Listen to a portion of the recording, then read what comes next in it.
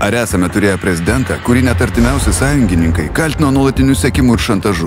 Yra valstybės užvaldymas ir mes einam ne demokratiniu keliu, o Lukašenkos keliu. Visi gyvena baimėje.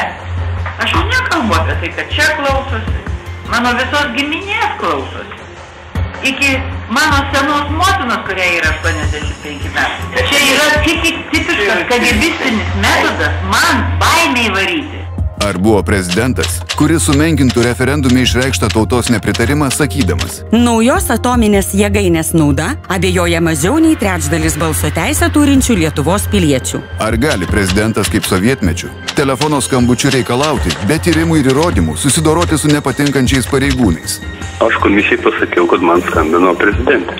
Ar esame turėję prezidentą, kurį aukščiausi pareigūnai kaltintų intrigomis ir pjudimu? Po vieną pasikviečia ir intrigas kuria.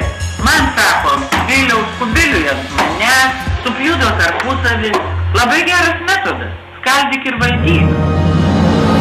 Tarpusavio konfrontacija nedaro Lietuvos stipresnė, o nuolatinis priešų ieškojimas neturi nieko bendro su teisingumu. Artūras Paulauskas. Už teisingumą ir stiprią valstybę.